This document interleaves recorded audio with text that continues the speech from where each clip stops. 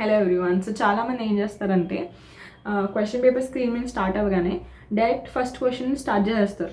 అసలు questions next ఏమున్నాయి, ఎలాంటి క్వశ్చన్స్ ఉన్నాయి, క్వశ్చన్ పేపర్ని అస్సలు కొంచెం కూడా అనలైజ్ చేయకుండా కళ్ళు మూసుకుని ఫస్ట్ క్వశ్చన్ స్టార్ట్ చేస్తారు. ఐసెట్ స్కూల్లో రాసే ఎగ్జామ్ లాంటిది కాదు, ఇది మన స్పీడ్ ఇంకా డెసిజన్ మేకింగ్ ఎగ్జామ్.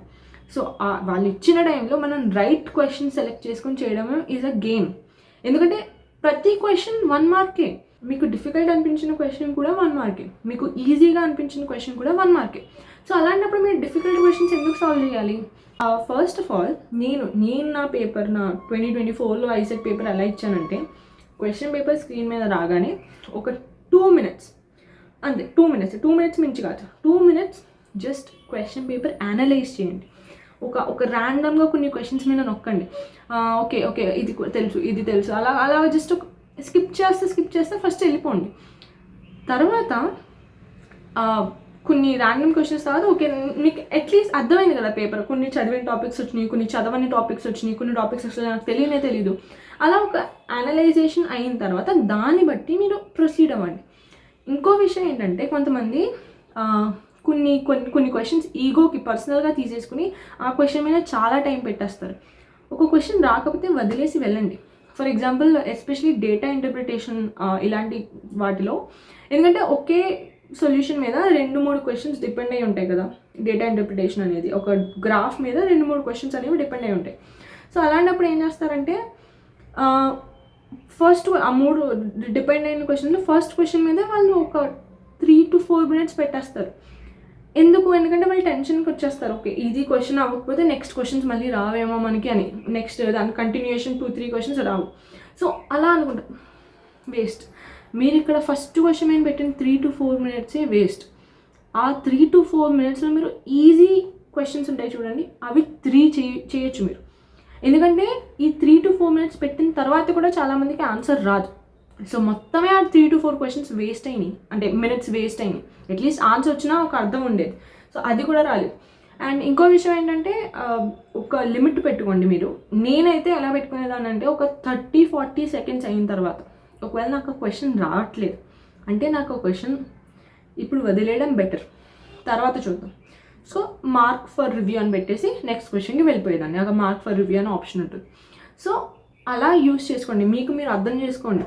ఈ టైం తర్వాత మనం ఈ క్వశ్చన్ని వదిలేయాలి.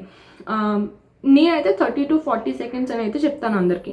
వన్ మోర్ థింగ్ ఏంటంటే, స్క్రీన్ మీద మీకు ఒక టైమర్ ఉంటుంది రన్నింగ్ క్లియర్గా. అవర్స్ ఉంటాయి, మినిట్స్ ఉంటాయి, సెకండ్స్ ఉంటాయి. సో అన్నీ క్లియర్గా ఉన్నప్పుడు మీరు దాన్ని బట్టి క్యాలిక్యులేషన్ మీద వెళ్ళచ్చు. కానీ అస్తమాటు టైమర్ని అయితే చూడకండి, అనవసరంగా టైం వేస్ట్ మీకే అవుతుంది. సో బేసిక్గా మీరు క్వశ్చన్స్ని 3 partsలో డివైడ్ చేయండి. ఈజీ, క్విక్గా అవుతాయి. ఈజీ కానీ కొంచెం time taking, difficult questions. 3 parts divide అయినాయి కదా. ఇప్పుడు మీరు మీ ఎగ్జామ్ మొత్తం పేపర్ని రౌండ్స్లో అటెంప్ట్ చేయండి. అంటే నేనైతే అప్పుడు అలాగే చేశాను. సో ఇప్పుడు మీరు ఎగ్జామ్ పేపర్ని రౌండ్స్లో అటెంప్ట్ చేయండి. రౌండ్స్ బేసిస్ ఈ 3 సెగ్రిగేషన్ చేశారు కదా మీరు క్వశ్చన్ టైప్స్ని.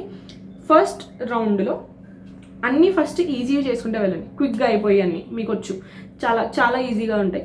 చేసుకుంటే వెళ్ళిపోయిన తర్వాత ఓకే కాన్ఫిడెన్స్ కొంచెం వచ్చింది, మనం ఇన్ని క్వశ్చన్స్ అయిపోయినాయి మనం ఇంత టైంలో. నెక్స్ట్ రౌండ్లో సెకండ్ సెక్షన్ ఉన్న చూడండి, మనకి ఏదైతే ఈజీ ప్లస్ కొంచెం టైం టేకింగ్ వస్తుంది, కాకపోతే కొంచెం టైం పడుతుంది.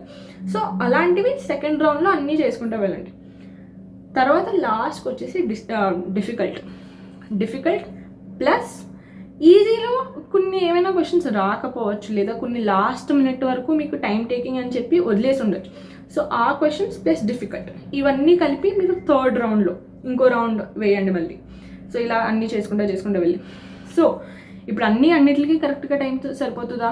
నో, టైం సరిపోకపోవచ్చు. కానీ అగైన్ ఇక్కడ మీరు ర్యాండమ్ గెస్సింగ్ కాకుండా నేను చెప్పిన గెస్సింగ్ టెక్నిక్ అనేది వాడండి. నేను ఆల్రెడీ దీని గురించి క్లియర్గా వీడియో చేశాను, ఎలా గెస్ చేయాలి, ఎలా కరెక్ట్ చేసుకోవాలి, కరెక్ట్ అయ్యే ఛాన్సెస్ ఎలా పెంచుకోవాలి, దీని గురించి ఆల్రెడీ వీడియో చేశాను. సో దాని వీడియో వెళ్ళి కూడా చూడొచ్చు మీరు. సో ఈ మెథడ్ ఫాలో చేయండి మీరు ఎగ్జామ్ అటెంప్ట్ అవుతున్నప్పుడు కానీ, లేదా ఎగ్జామ్ క్వశ్చన్ సెలెక్షన్స్ అప్పుడు కానీ. So try to follow this. అప్పుడు మీకు స్కోర్ అనేది ఇంప్రూవ్ అవుతుంది, మీ స్పీడ్ కూడా ఇంప్రూవ్ అవుతుంది, అండ్ కాన్ఫిడెన్స్ కూడా ఇంప్రూవ్ అవుతుంది. ఎందుకంటే ఫస్ట్ రౌండ్లో కరెక్ట్ అయిన అన్నీ చేసినప్పుడు కొంచెం కాన్ఫిడెన్స్ పెరిగినప్పుడు సెకండ్వి చేసినప్పుడు ఇంకొంచెం మీకు ఏంటంటే కాన్ఫిడెన్స్లో కరెక్ట్ ఆన్సర్ చేసి ఛాన్సెస్ ఎక్కువ ఉంటాయి. ఎందుకంటే మీకు కాన్ఫిడెన్స్లో ఆన్సర్ చేస్తున్నారు, సో కరెక్ట్ ఆన్సర్ బ్రెయిన్కి హిట్ అయ్యే ఛాన్స్ కూడా ఎక్కువ ఉంటుంది. So that's the golden rule. And golden rule ఏంటి, 30 to 40 సెకండ్స్ అయిన తర్వాత ఆ క్వశ్చన్ ఒకవేళ రాకపోతే అక్కడికక్కడ వదిలేసి నెక్స్ట్ క్వశ్చన్కి వెళ్ళండి. అండ్ ఇంకో ఇంపార్టెంట్ రూల్ ఏంటంటే క్లియర్గా మీ రఫ్ షీట్లో క్యాలిక్యులేషన్స్ అనేవి క్లియర్గా వేసుకోండి. ఏదైనా ఒక క్వశ్చన్ అనుకోండి, దాన్ని సర్కిల్ చేయండి, ఇది రాలేదు, ఇది మధ్యలో ఆపేసాను, సో నెక్స్ట్ క్వశ్చన్కి వెళ్ళిపోతున్నాను, ఆ క్యాలిక్యులేషన్ని సర్కిల్ చేసుకోండి. సో దాట్ ఇబ్బంది అవ్వకుండా ఉంటుంది. మళ్ళీ రఫ్ షీట్ని మళ్ళీ చూసుకుంటుంటే కనుక, ఎందుకంటే ఆ టైంలో అంతా కన్ఫ్యూజన్గా ఉంటుంది rough sheet. So try to arrange everything properly, చాలా నీట్గా రాసుకోండి. అండ్ అంతే, ఆల్మోస్ట్ మిగతాన్ని మనం కవర్ చేస్తాం. So all the best for your exam. And ఇంకేమైనా డౌట్స్ ఉంటే కనుక mention in the comment section. And thank you.